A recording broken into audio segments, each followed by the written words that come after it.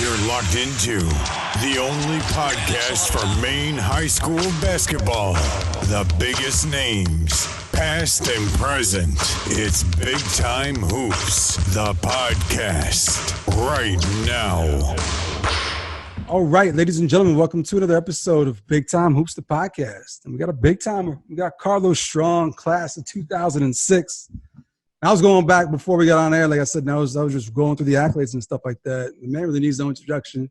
But I got some stuff I got to ask you because based on the accolades, there's some things that just don't line up, which we'll get to. But just right off the bat, 2006 state champ, 2006 Gatorade State Player of the Year, All-State, all kinds of honors, went to BU, played pro ball and out in Cali. Carlos, what's up, man? Say what's up to the people real quick here. What's going on, everybody? I appreciate you for having me. It's a blessing, you know. I haven't got to speak out, so I really appreciate you for having me.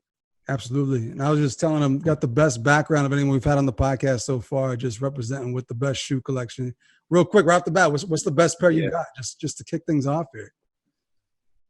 I'll say the Hall of Fame Iverson, just because Iverson growing up for me I wore number 3 for so long. Yeah. I have that. There's only 1996 pairs, so that's a special pair. It's not a J. It's that player was special to me. So absolutely, that was the era right there. I'm gonna go back and talk about the era. So we're gonna go back and talk about the era. So as I mentioned, graduate of Deering, went to BU, class of 06. So just came up with a really, really good time of Maine high school basketball, just basketball in general. So I want to go back to the beginning. So you said you're out in California now, but let's go back and kind of trace your arc and how you got there. So are you Portland born and raised? Absolutely, 100%. And just like I said, you came up with a great time in terms of basketball. So I'm curious, like, who were like the guys you looked up to growing up? Because there was a bunch of great Portland teams right before you got to Deering. Just a lot of really good basketball in general in the area. Like, who were some of the guys that kind of got you into the game? Was it like a family thing? Was it just like a neighborhood thing? Like, what was it for you? Yeah, it was a neighborhood thing. Like, my mom and dad always just wanted me in sports just to be out of trouble. So they had me in every sport you could name. And some of them I were good, some I wasn't. And they used to bring me to basketball games, and I would see – that's the first time I saw Robert Pillsbury. Like, my dad would always talk about him, and then seeing him shoot them threes, and I'd be like, oh, man, this – all right. And then Chris Markwood. Yeah, he was amazing for South Portland. Then people don't know, but my cousin is Walter. So watching him grow up and just play, like, his bounce was unbelievable. Like, and then him being a 2-sport athlete, I was like, man, maybe I can get busy, but I just didn't have that dedication to be great at 2. I was solid at 1, and I made sure let's be solid at 1. Nick Cantor Medley. He was good. Jamal Katarina, anybody that really played in my neighborhood. Then you had just neighborhood competition. Like, the fastest dude on my block, my next door neighbor, was Mike Joyce. Like, dude was unbelievable. State champion in the 200, I think. Just an absolute lightning bolt on the football field. So we were always playing sports, and it was just a super competitive neighborhood.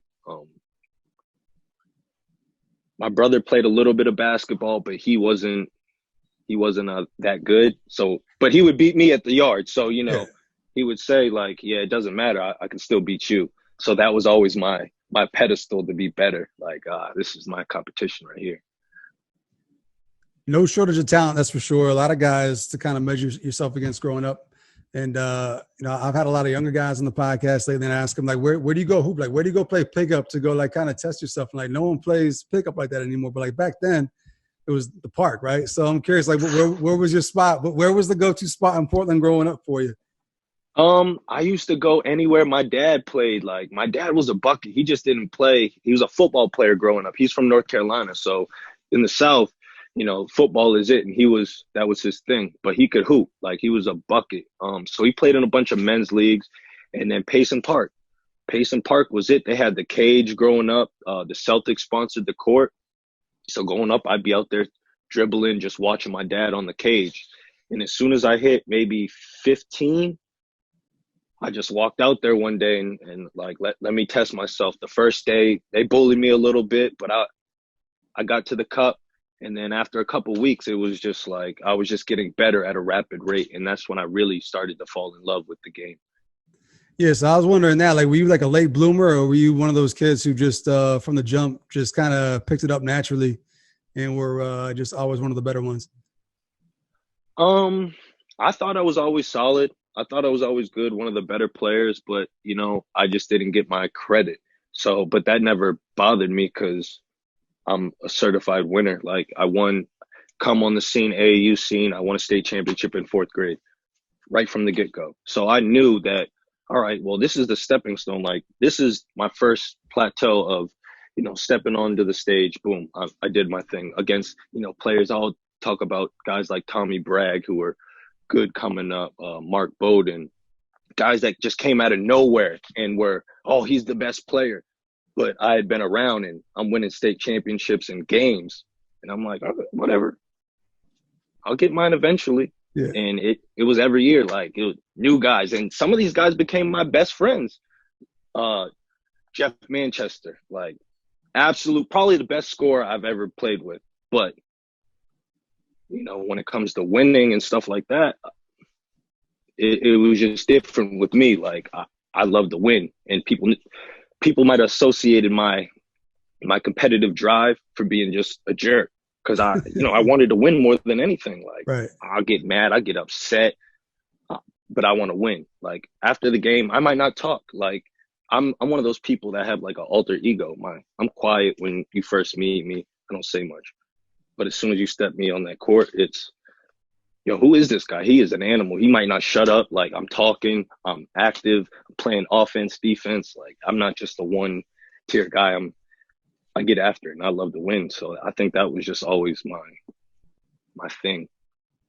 You mentioned a bunch of names right there just out the bat, people you kind of grew up with, and you mentioned AAU ball. So I'm curious, like who were some of the kids you ran with prior to high school? Because there's such a great collection of talent in that area where you guys could probably team up young before you guys each go your separate ways to your own respective high school. Who were some of the names that you played with back then? Honestly, I created my own team. Like I was hopping around. I started with my boy Mike True, but they were older. So they had to go up and I just decided to play down. So then I started a team with Patrick Walsh. We played 1 year with them. Played with, then I went up to Buxton or somewhere up there, Brunswick. Boom. All right. I was playing up in Brunswick for 1 year, and then my dad was like, I'm tired of traveling. We're starting our team. Went on the AAU clearinghouse when they first started it. Called everybody from the clearinghouse. Started the team. We're out there collecting coins, doing whatever we could. I forgot where I was going. Say that question one more time. Just who were some of the kids you were running with, like prior to high school, like on the AAU? Okay, yeah. So we had a clearinghouse. So I wasn't really running with people other than once we started the team. This was 7th grade. Joseph became one of my brothers, lived with me off and on. My cousin Martin, that was one of my go-tos. And then it became Jeff Manchester.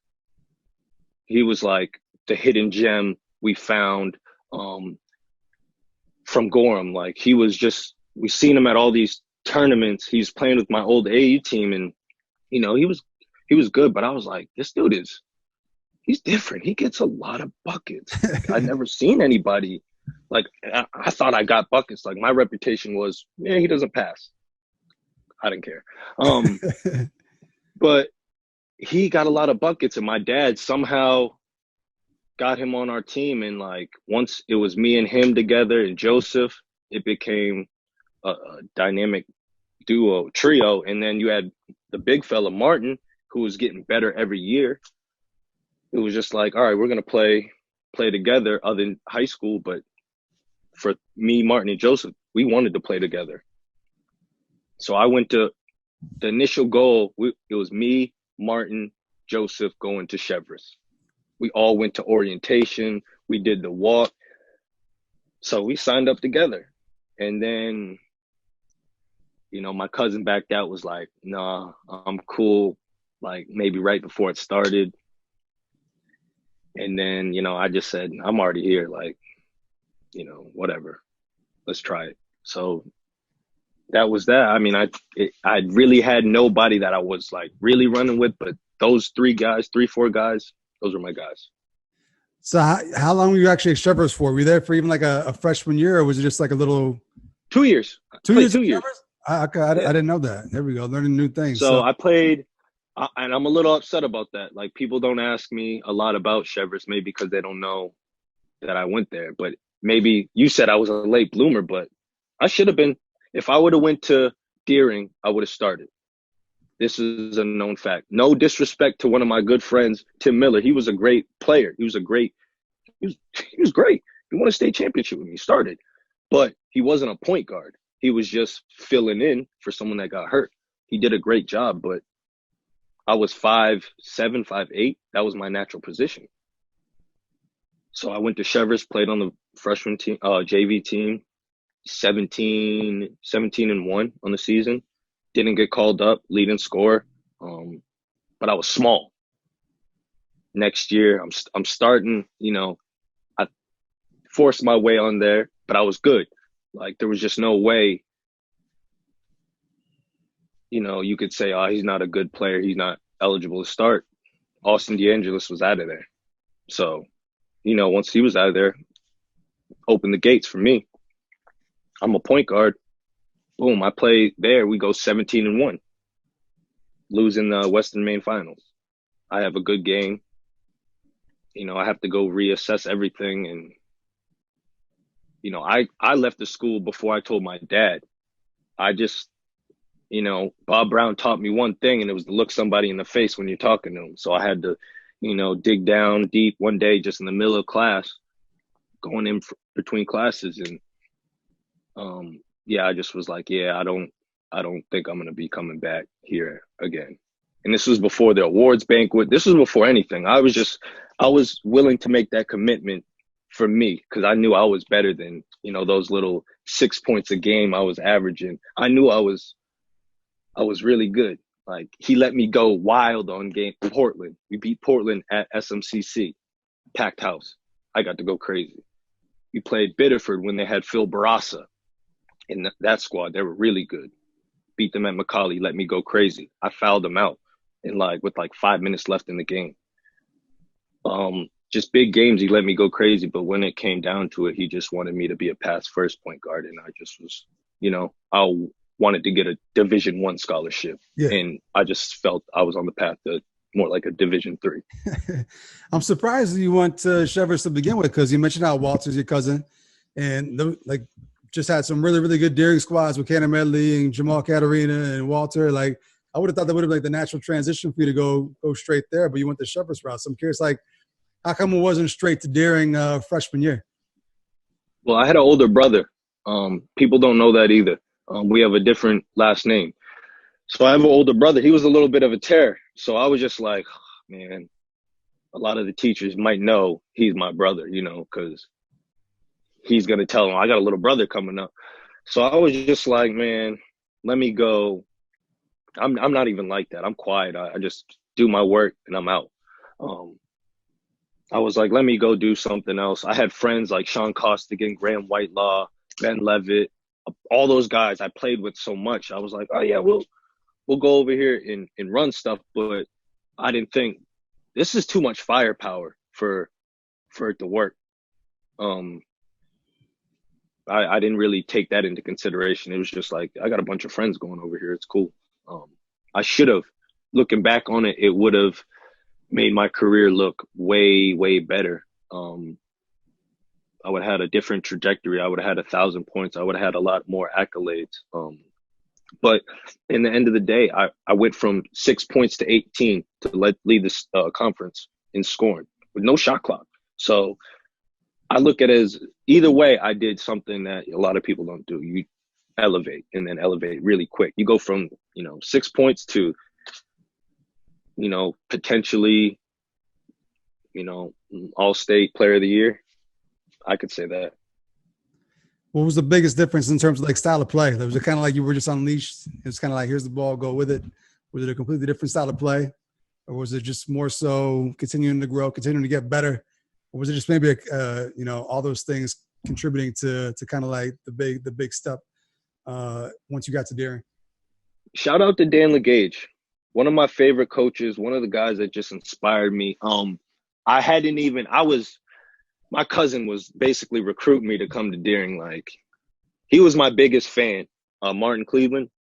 So I'm going to get him, coach. I'm going to get him. And, he just bullied me. I was going to go to Portland, low key. I just knew we could win championships quicker. Like, I could get 2 back to back. But then I was just like, let me go play with my cousin. I think I can do something. Deering didn't have any state championships. And I was like, that's an opportunity for me. I'm all about opportunity. That's like to etch my name in stone where someone never has. And I come in behind greats like Jamal, Walter, and Nick. Yeah, I'm going to take that opportunity. I got 2 shots. I'm taking that. So shout out to Dan LeGage. I was trying out. I went to a practice right before I signed my transfer. I was just like, let me go talk to him. He said, put on your clothes. So I had stuff in the car. I'm always ready to hoop. I pull up and get into a couple drills, and he looks at me, pulls me to the side. He's like, yeah, if you're going to pass, that's not going to work. I didn't bring you here to pass. It was like, get back in the drill. Say no more. First game versus Scarborough, another occurrence. I had 6-8 points going into halftime, just trying to get everybody involved. Like, I'm still on my Chevrolet mentality. Like, get everybody involved. We'll win the game. I'll do our shoot the ball. I didn't bring you here to pass. You'll sit on the bench. Ended the game with 29 and sat like the last 3 minutes. So he just drove me to play harder and better and attack more. And he always put me in great situations. Like, teams were started double teaming me. He put me in the middle of the zone. He said, this is going to be your shot, the mid-range. That's why I became a mid-range killer, because it was catch, turn around, shoot. Oh, God, it's up fake. Oh, layup. Oh, my God. Thanks, coach. Like, he would say things like, if I was in high school, I'd bust your ass. And I'm like, so I'm going to work harder because this ain't going to happen. And I'm growing. That was the biggest thing. I went from 5'8" to 6 feet in a summer. I went from the point guard, and I should have stayed point guard, but I had friends that were smaller. So I was like, I'll give you the keys, but they my keys. But you know what I'm saying? Like, I was a point guard, but I went to the 2 at Deering. So that took away a lot of my scoring because I'm off the dribble. I'm off the pick and roll. I'm getting to the cup. So I had to learn that style of game too as well. But shout out to Dan LeGage for sure. One thing Portland's known for is rowdy student sections, right? Just really, really good fan bases. So I'm curious, what was it like the first time you went back to Chevrolet?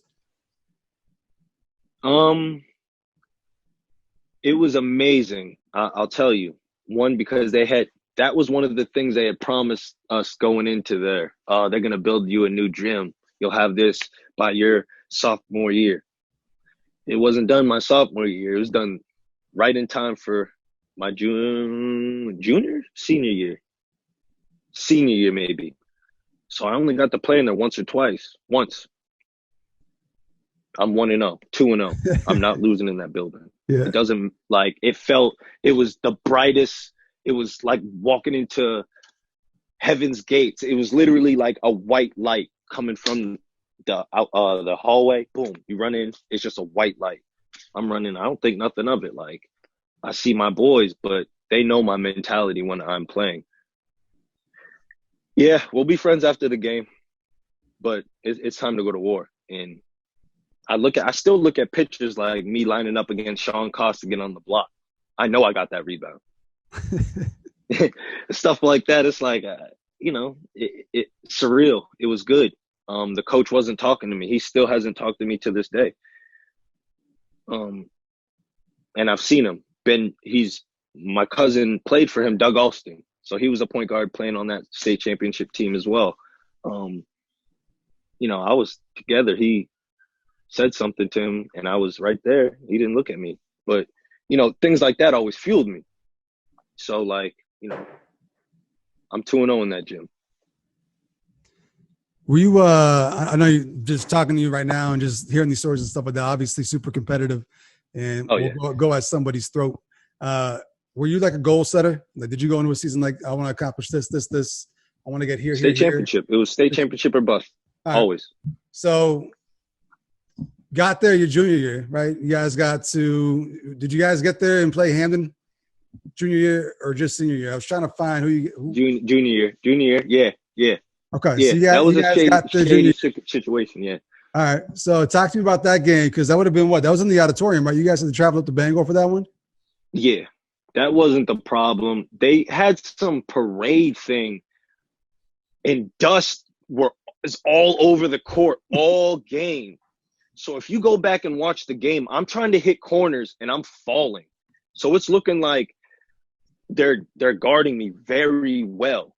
But I can't hit the corners because I'm sliding and I'm doing everything I can to get traction. I still had a solid game. I had 18. They were double teaming me the whole game. They made sure to get me uninvolved. Like I was, you know, my cousin played well, but he could have played better. He could have been more locked in. But the floor, man, like the floor was so trash. But we still lost the game. I'm not going to say it was just the floor. We lost. Like they played better than us. They outplayed us. They had a better scheme. They did what they were supposed to do. You saw it was a low-scoring game. It was like 45. They won by like 8, 10. It wasn't. It's not a pretty game. It wasn't an exciting game. Nah. Yeah, we were an exciting team, so they slowed us up. Yeah. Then we get back to the senior year. There was no chance. I was losing. I had 2 points at halftime, and I was just so in my head from last year. It was a rematch, right? It was Hampden again, right? Yeah, and they're on our court. There's no way I'm losing to these guys. I lost in AAU sophomore year to them. I'm not losing all these championships to these same guys. I can't do it. So I couldn't score like I wanted to because they were double teaming me. They're putting the traps. They were getting busy. They had a great scheme, but I started locking in on defense, and you know I ripped the guy at half court. I look up. I think I'm getting a layup. My boy J-Rock Joseph, he's already at the hoop streaking. Boom, layup, assist for me.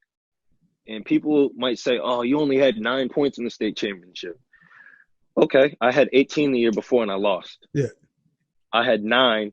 They're double teaming me. There's no shot clock. We scored 45 points.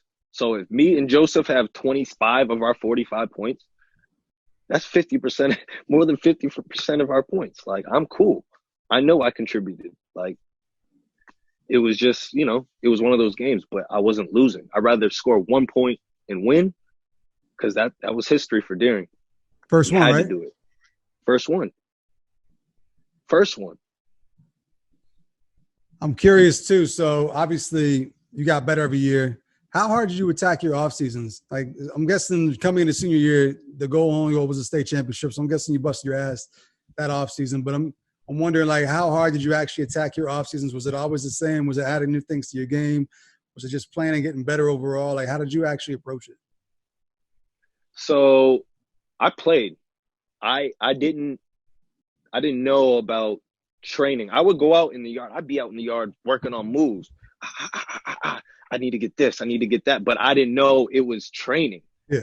My dad built a court right in our little driveway. So I was always out there. Snow, move that snow. I'm building a path. Chain. I put a chain there just so I could have that feeling. Like when you shoot outside, no better feeling. So it was always just I wanted to get a new move. I wanted to have a dribble package. I went to me and my boy Huff went to and one year and went and watched that up live. So that's why I got a nice little crossover behind the back. It wasn't training. I guess it was just I wanted to add stuff in my package. I saw you go to nationals and you see these other kids. You'd be like, yo, we're not playing like that in Maine. Like, we're basic. You see kids going around the back getting busy, and I'm like, oh, okay. It's bigger than where we're at.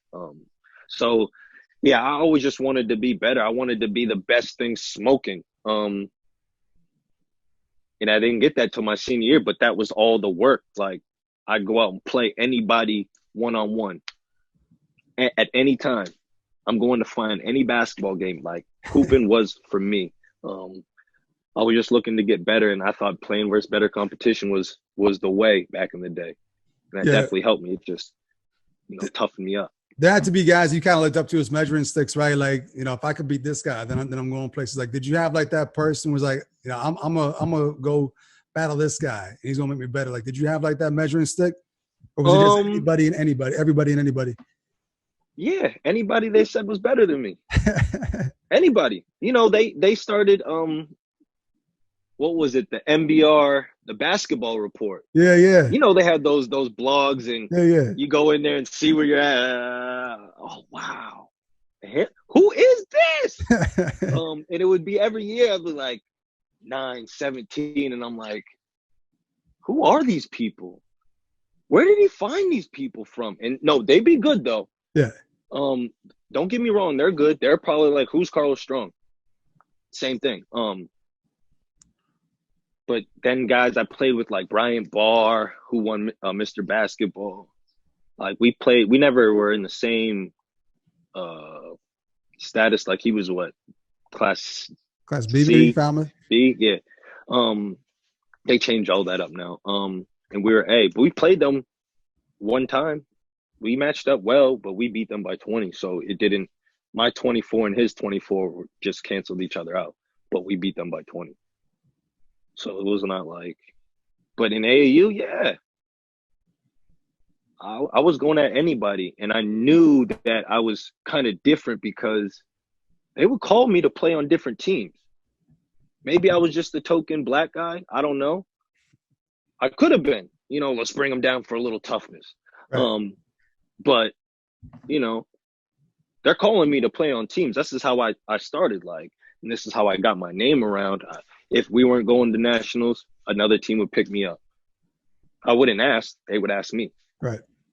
So, in just seeing that, like, my dad always tried to humble me. You're not as good as they say you are. You got to keep working. I'm like, I don't care what they say. I'm trying to beat everybody. But he put that dog mentality in me. I was always a little nicer, but as I got older, I understood. You mentioned to the goal Mark Jacoby, actually. He was the one guy that I never, ever got to really match up with when we were seniors, because he got hurt. He tore his ACL his junior, going into his senior year. And then at Maine, it seemed like whenever he was playing, I was hurt, he was playing. So we never really got the match up. Yeah. Past sophomore year. It was always a battle. Like, he won state championship our sophomore year, but I feel like I got cheated because he stole my cousin. Like, how you gonna steal my big man? Right. How you gonna steal my big man and have Jordan Cook? Like, and we still lose in the state championship, only by a couple, but had him, Sean McNally. You had every big man you could find. Yeah. To stop little old me. But I did have Jeff Manchester, and he might have got more buckets than I did. So I'll give him that. So much talent, like you said, just all the names you're naming right now, just talent, talent. You mentioned, I'm very tapped into the like who came before me, who's coming up. I always got to support Maine basketball. Like, still something bigger coming out of there. Yeah, I agree. Just wait on it. Yeah. You mentioned that the goal was to go D1, right? So that was kind of like something in the back of your mind from way back. So when did school start looking at you, and how'd you narrow it down? You obviously, ultimately chose BU. What was the process though? When did like the D1 schools start coming? They started coming my junior year. I went down to national. This is when I had my growth spurt. I finally beat my dad one-on-one. Like, this is when I knew, like, all right, I can play now. I finally beat my dad in front of everybody. He made us play one-on-one in front of practice. He thought he was going to embarrass me. but then I beat him and I beat him again. And then he never played basketball after that. It was kind of funny.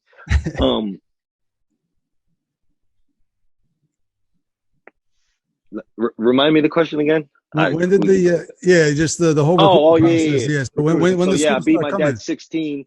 We went to this tournament down in Portsmouth, and we played like Lawrence. We were playing teams from Dover, and we're mopping them. We're killing them. And people are like, who are these kids from Maine? Like, who are these dudes? And we were killing in a small little tight gym. It was a shooter's gym, literally.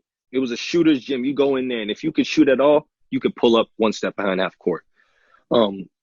So that tournament, it was like, who was that? UNH started calling me. Phil Rowe. He was on me first. Boom, boom, boom. And then he left to go to George Washington. And then it was a bunch of schools recruiting me. I didn't go to nationals my sophomore year because we lost. My dad wasn't having that year. So it was really like junior year. Boom, blow up. Had a great nationals. I went to YBO and AAU just to get double exposure. And, schools started coming to me. My dream school, I don't know why. I had a thing with Lamar Odom. I was like, I want to go to URI. Like, that's where I want to go. And, it didn't pan out. But the recruiting process was weird. I kind of got creeped out just how much they always called you. I was one of those kids that was always to yourself. So, like, I didn't like being on the phone. My dad made me go call a couple colleges early, like my sophomore year. Like, they sent you a letter of interest. Go call the coach. Go talk to him.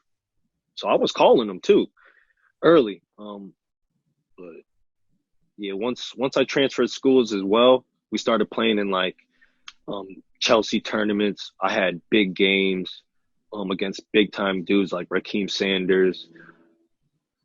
So it was like it put me on a stage, and then it was this one guy, Orlando Vandross at BU. Like, he's at Virginia. He just won the national championship. He's the best recruiter in America. I promise on everything. He knows the system. He's not going to recruit you. He's going to recruit your parents, because your parents are internally going to have, right? Yeah, they're going to sign up, but they're always going to be in your ear. They're going to be given that influence. And he just buttered my mom up, like, and she was calling, he's coming. So I was just like, I verbaled going into my senior year, and then committed senior signing April. So it was pretty cut and dry. I was just like, I got it. I don't. Now let's go do something else with it. So what was the biggest adjustment for you making that leap? Obviously, anytime you change the level of competition, there's going to be an adjustment. What was the biggest adjustment for you going from Class A Maine basketball to D1 hoops? Shot clock. A little bit faster, honestly, right? It was faster. But I came in and played. Me and Corey Lowe, we played 2-on-2 with Corey Hassan and Tyler Morris. Tyler Morris was a red shirt. Amazing. He played with high school with Greg Oden and Michael Conley. And Corey Hassan, who had just a great freshman year. He averaged like 14 his freshman year. We beat them. We beat them once, twice, maybe 3 times. And then, like, after that, I was like, I might be all right.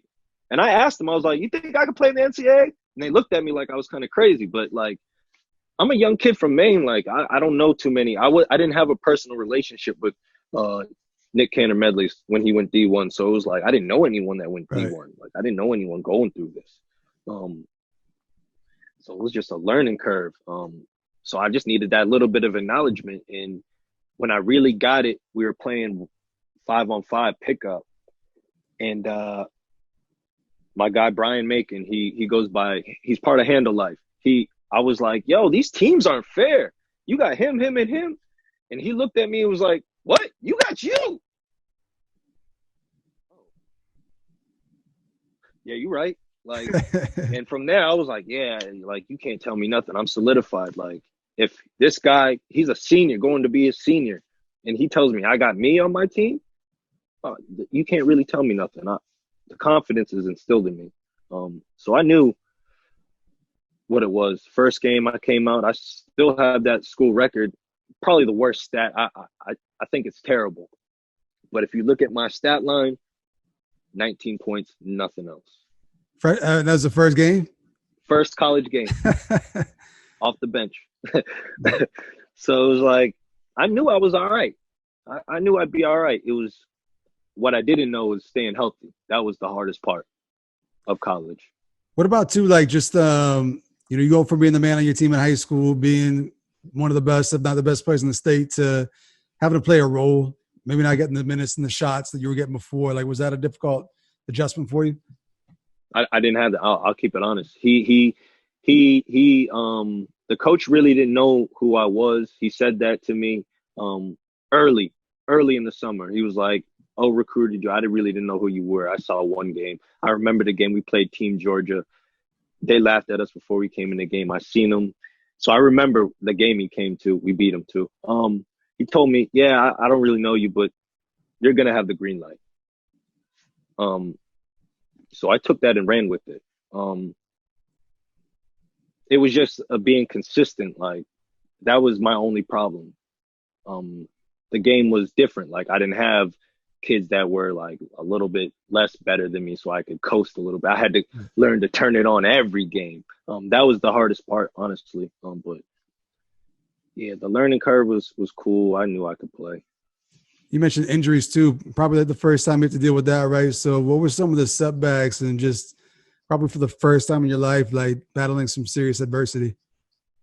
Man, I couldn't get, like, I had never had problems being injured, and all of a sudden my knee was acting funny. I should have probably left it alone. Like, I got like Synvis injections. They said to lubricate it so it would be better.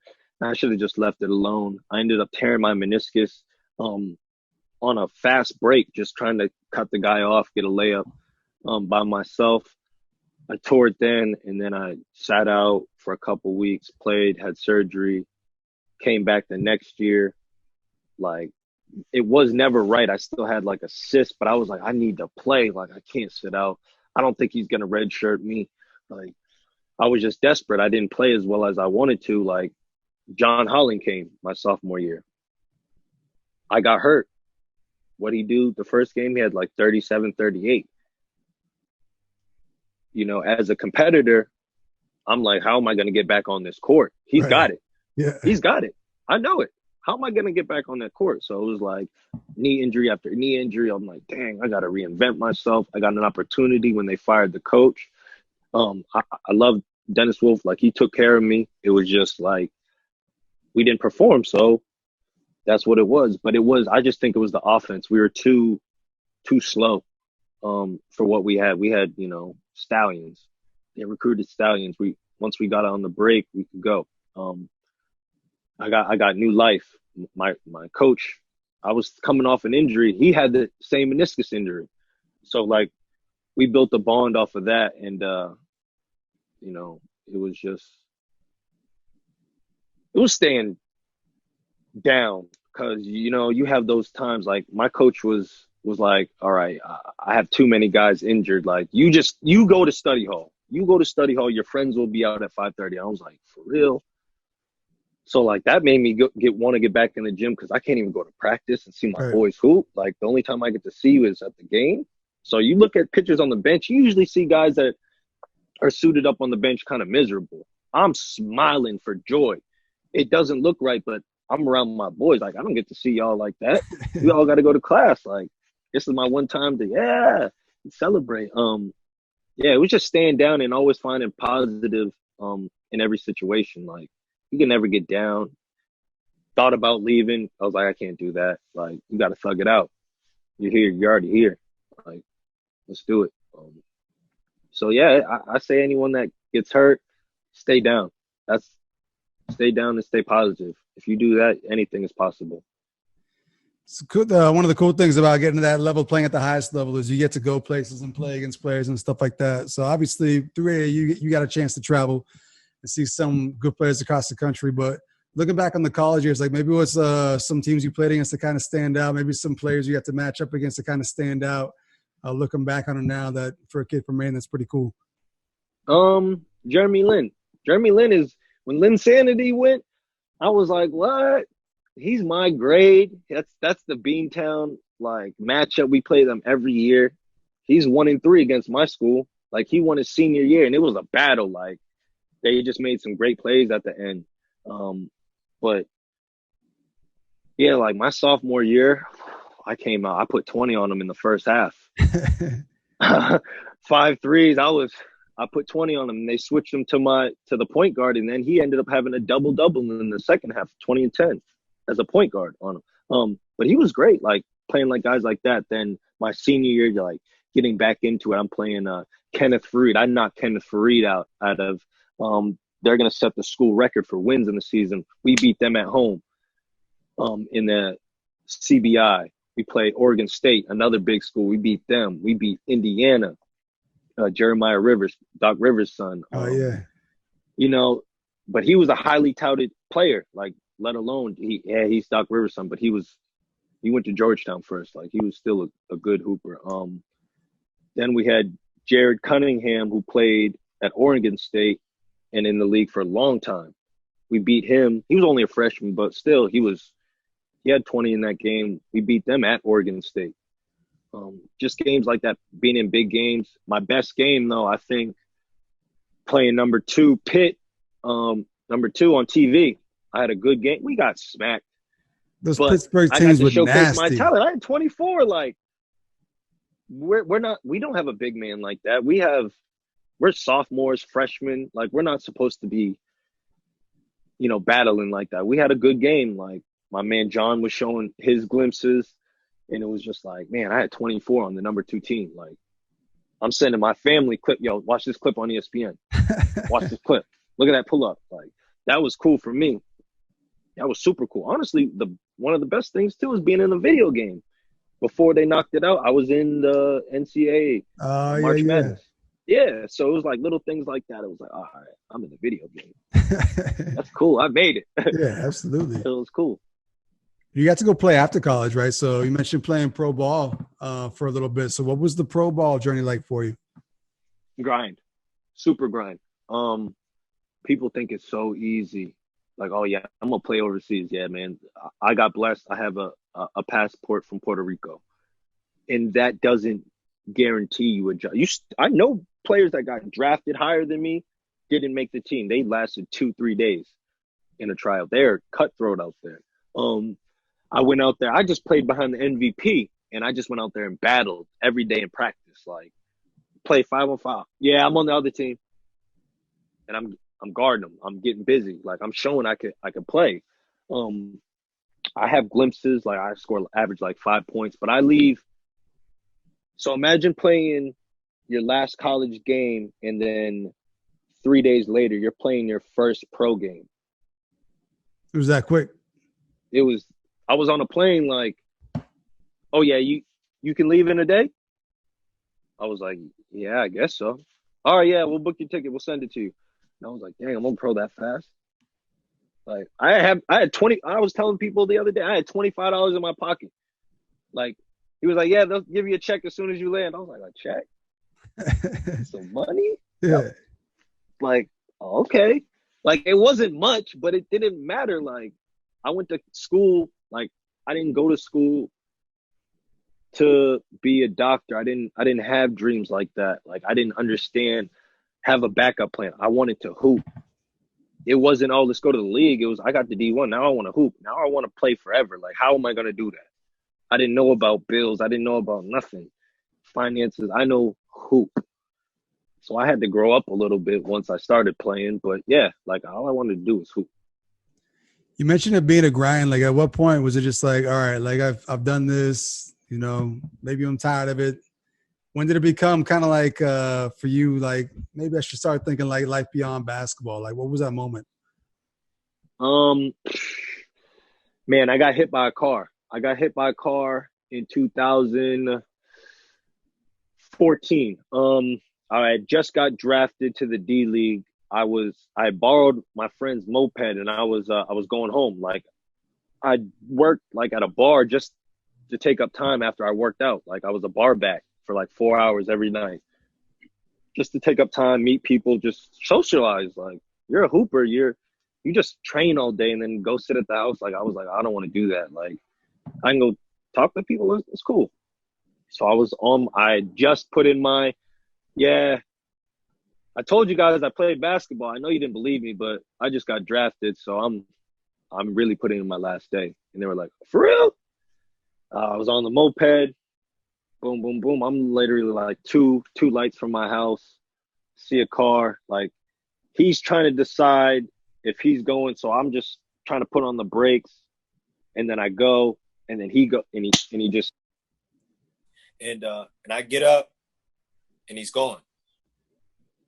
So I'm like, whatever. Like, I see like my jeans are ripped. I like had skinned my hand. And I was like, dang. So I just get back up. I drop the moped off. I hobble home and like wake my roommate up. And I look at my knee. My knee is busted to the white meat. And I'm looking at it. I'm like, what am I supposed to tell these people? Like, I'm supposed to leave in 10 days. Like, what? Tell them I can't. Like, I'll get cut before. Like, I'm going through it. So I'm like, I can't play basketball no more. I wake up in the morning, go to the clinic. They say, you keep these in there for 9 days. So I take them out the day before I get on the plane to go to the D-League. I hadn't really worked out crazily in those 10 days, but I was still in solid shape. I was doing boxing workouts, like whatever I could to just stay cardio. But that was the 1 minute I knew, like, dang, this could be it. I could not play, and then going and testing myself, and I wasn't myself. And I thought the whole time, like, dang, I can't even dunk anymore. Like, literally, I can't dunk. If you go back to my D-League tryout, they have it on the news out there. I was dunking, boom, catching oops, everything. And then I'm in practice. I'm barely slapping backboard. And I was like, I don't know what's going on. I was going through it, but, you know, the one thing that saved me was defense. Like, the coach saw the little things in me, and that helped me to just stay on the team. And then I just kept working and getting back. That was the only thing that saved me. But I really thought it was over once I got hit. Like, you know, you hear people getting in those types of accidents, Jason Williams, car accidents, and they're never the same. Right. And I was like, oh, I'm just going to be another case. Like, that's it. You were able to drag it out for a couple more years, it sounds like, right? Hold on, my AirPod died. Yeah. I kind of could tell the difference in the audio there, but speak up. You still good? Okay, we're good. All right. So, when was the actual retirement from professional basketball? So, it was another injury, and it was like the last. I had 2 knee surgeries in college. I was playing in Argentina, and I remember the play vividly. Big man gets trapped under the baseline. I see him. I'm like, oh, I made this play a million times. Dart down the middle of the lane. Catch it. I'm rising. But for some reason, I turned. Like, I remember I did something crazy in a playoff game in Puerto Rico. So I was like, I want to recreate that. So I turned like way too hard, and I tore my meniscus, but for the 3rd time. So it didn't really feel like that, but I barely got up, and I was like, oh man, my knee was swollen. And I was like, man, I don't know it didn't feel the same. So I was like, it's not a meniscus. And I played the last 1, 2. So if you look at my stats, they were trash, and people were like, oh, he fell off. No, I was playing with a torn meniscus that I didn't know I had. Right. So I talked to one of my friend's dads, who was a good surgeon in Maine, and he was like, heard the symptoms. Like, yeah, he tore your meniscus. I was like, really? He's like, yeah, I know. And then I was just like, well, it's already too late. Like, I'm playing my 3rd season on it. Like, I'm solid, but I'm not good. I'm not great. Like, I can't last for that long. My knee gets swollen. I don't have the same explosion, but I'm still out there. I'm making plays. But then the last year, I go in, and it was a bad situation. I had a coach that I played for before I got traded to this team, and like he wanted to be a European style coach. So like he wanted to swing it, but some games he would be like, Los, here. And I get busy. Boom. Dunking on people. And I'm like, then the next game he wouldn't give me the ball. And I'm like, so one game, we're 2 and 30 something. And he came in one day and was like, yeah, listen up. Y'all are going to run my plays or you're going to be out of here. And I was just like, yeah, I don't really – you can't talk to us like that. Like, that's not – your plays aren't – your style isn't working. Yeah, the games are close. It's because you're holding the ball. And, like, he took offense to that and, like, traded me. Just traded me. And then, like, 2 years later, he's my coach. And I'm like – I told the team, I was like, why'd you even bother to bring me back? Like, this is just – I already know what's going to happen. Like, this is going to tarnish the way I end playing basketball. I was like, let me play one more year. I had a good last year, made the playoffs, had a solid year, averaged like 10 points. I was like, cool. I can do that off the bench all day. Came back. I played in one preseason game off the bench. We were getting killed, and he just threw me in there. I had 15 real quick. So that was versus the team that won the championship. So, you know, get in practice, I'd go for a steal. I dislocated my finger. And, yeah, I was trying to play through it, but it was a torn ligament. It wasn't just a dislocation. So, you know, they just were like, yeah, we're going to cut you. Never been cut in my life. Yeah. So that hurt. So I was like, nah, I'm going to stay around for a little bit. I'm going to try out for another team. One team offered me, but I was like, I didn't want to play for that team. I know they're not going to get paid. Like, I'd rather just go home. But then another team was like, here, you can fill in until this guy gets here. And I was like, cool. I always wanted to play for this team. It was like going to play for the Lakers of Puerto Rico. So, like, I went and played for like a month over there, and it was just the best facilities. I took the training. They have their own trainer, like personal player development. I was calling him at all different types of night and day just to get workouts, just so I could learn, because I wanted to transition this into my real life. I didn't know when, but I was like, yeah, I'm going to steal all his stuff. Like, I'm going to gain this knowledge. I'm going to get everything from everybody I can. And as soon as that guy came, they cut me right before. Like, I'm walking in with my stuff to the game. Like, we about to hoop today. But let me talk to you outside. And I was like, today's the day. It was cool, but like I took it like a man. I did a lot of things people haven't done from where I'm from. Right. Like you missed on one thing. I won a gold medal for the Pan American team for Team Puerto Rico in 2011. So I played with Carlos Arroyo was on the team, but he got hurt. So he was traveling. I had pictures with him, but he only played in the exhibition game versus Team USA. But like JJ Barea, Ronaldo Bachman. I got to play with guys of that caliber on the national team and win a gold medal. Like, they've only won 2 in that tournament, and I'm one of them. So it's like little things like that. I'm like, man, I'm mad I went out like this, but at the same time, I'm like, my family members call me legend because they've never seen anything of this, you know, been this close to somebody playing pro, doing all these things. Absolutely. Like, I was like, yeah, it's cool. Injuries all. Whatever, it's cool. So what do you do now? You're still a young guy. You mentioned out in California. Yeah. What's the next chapter now? I'm trying to get into the player development. The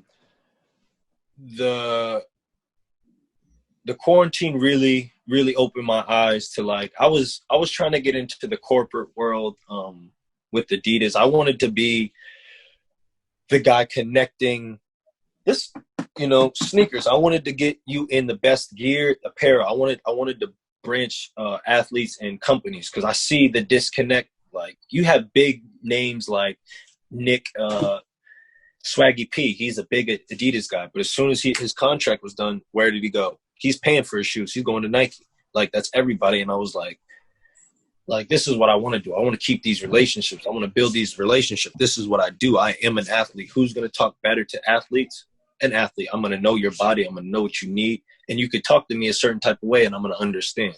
But it's been a battle trying to do that. It's like wall after wall after wall. And I say, like, somebody at corporate's going to see me eventually. So, but then I'm like, if this doesn't happen, what? Open my eyes, like, okay, basketball. I need to get back into basketball. Coaching, maybe down the line, but I love seeing kids get better. I love giving kids confidence. It's that, oh, man, that you're doing a good job, but showing them how they're doing a good job. Like, look, this was you 2 weeks ago. And now look at you. You're doing the same move fluid. Like, and now they got a little swag. And I'm trying to give them the gift that I didn't understand. Like, someone's literally training me every day for free.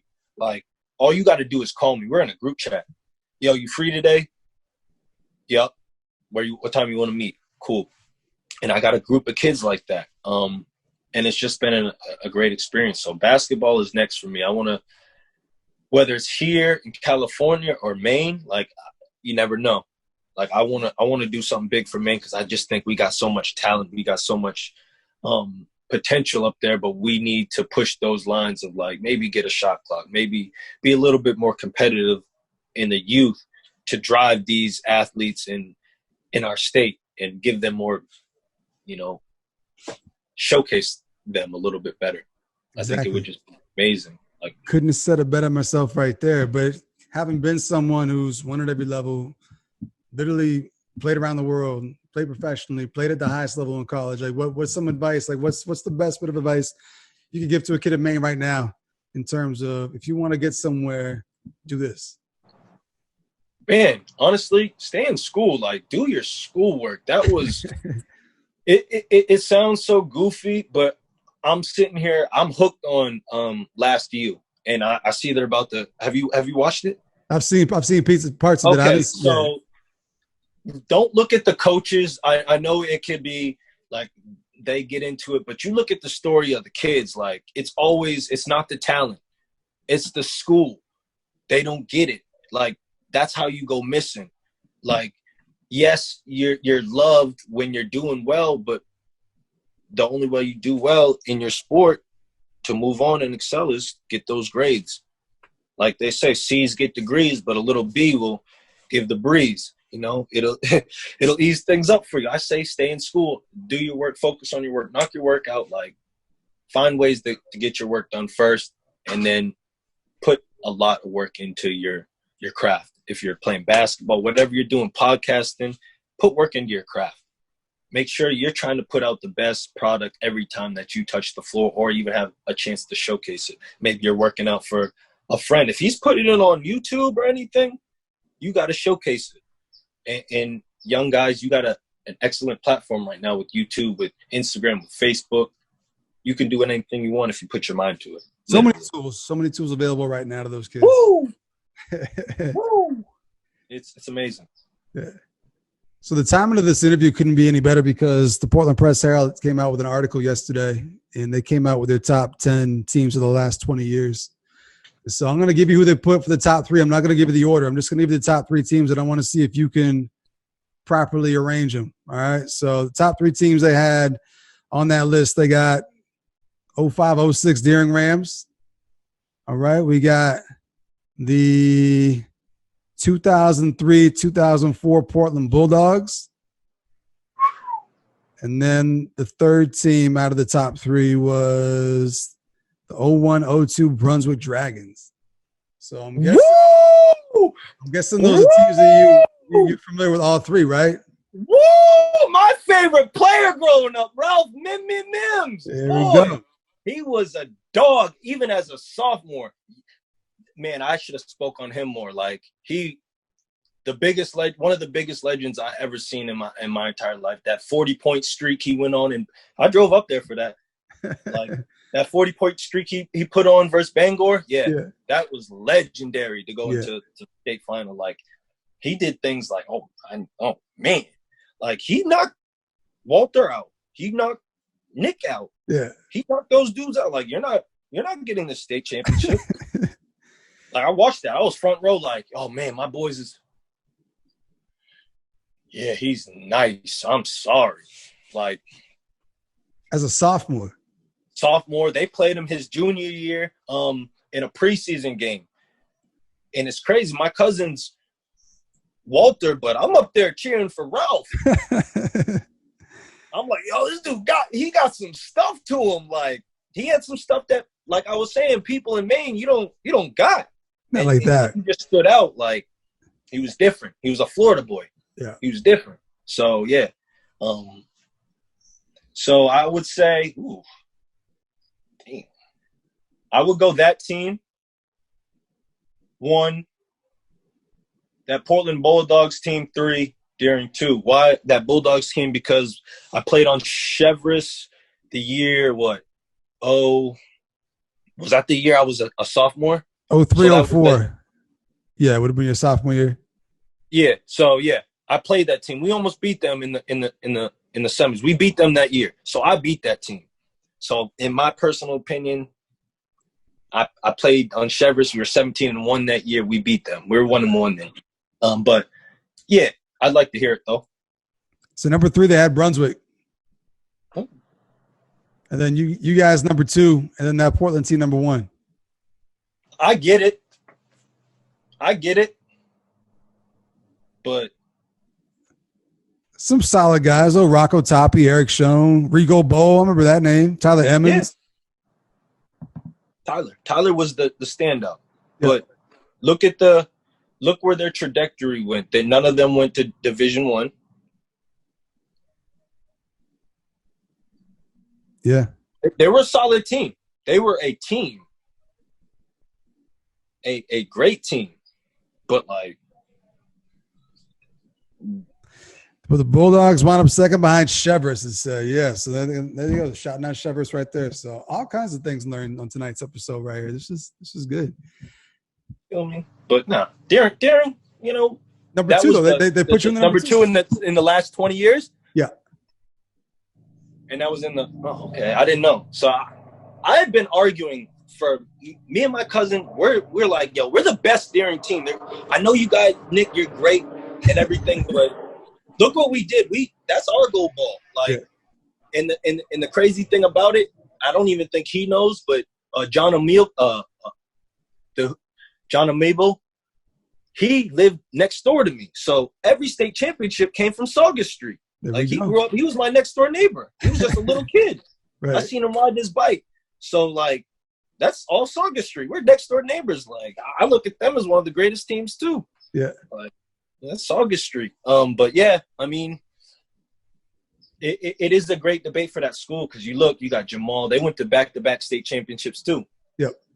I don't Nick know. And Walter. They only had like the best state champion teams because they didn't even have like the Nick Hanneman, the Jamal Katarina team in the top 10. Which, I mean, that's got to probably be one of the best teams to never win a state championship, I would think.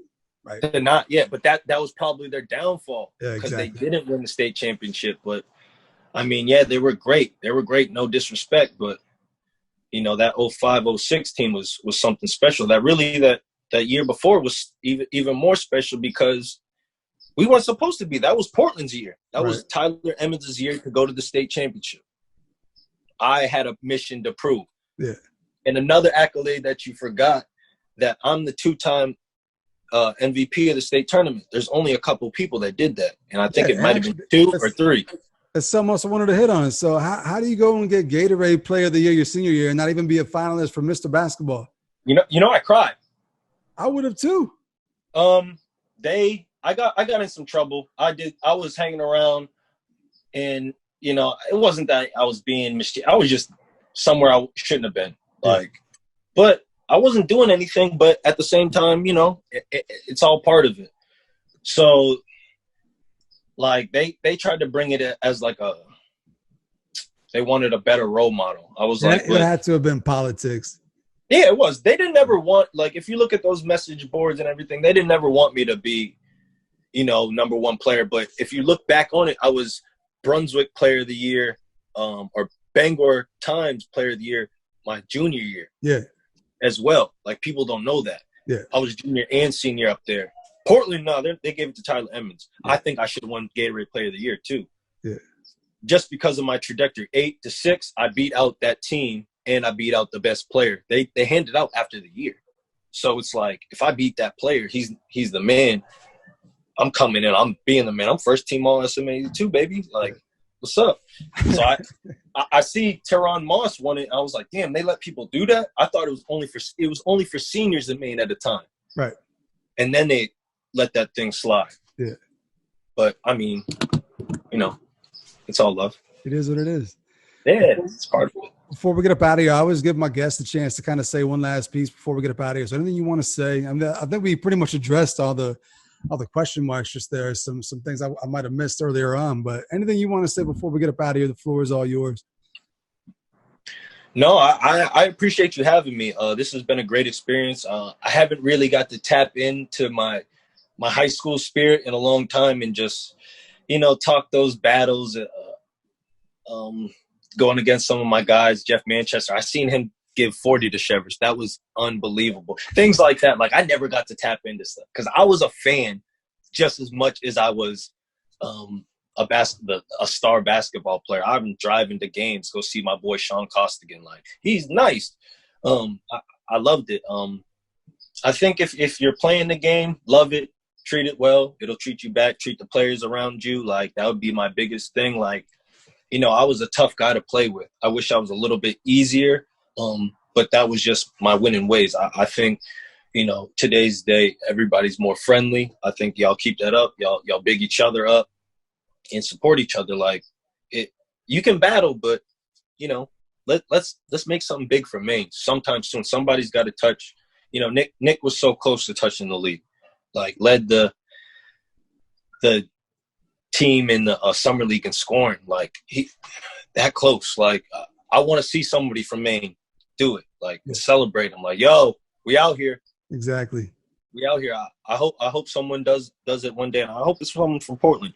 But if not, it's just somebody from Maine. Like, we gotta spread our wings and touch that level. Like, we got baseball with Ryan Flaherty, other players. Like, we got some football. Why can't we get the basketball? That's the last thing we need to touch on. So all my young fellas, ball up, ball hard, and keep doing it. Even if you go D3, look at my man on the Heat, D3 to D1. Duncan Robinson. You feel me? From Mass. You feel me? Stay down. Just keep working. Absolutely. Great words. Great words of advice right there from one of the best to do it. Carlos Strong, Deering Rams, BU. What is it, BU Terriers? BU Terriers. Yes, sir. BU. Done it all. He's seen it all. So shout out to Carlos for coming through. This is big. I really, really appreciate it. All kinds of good stuff.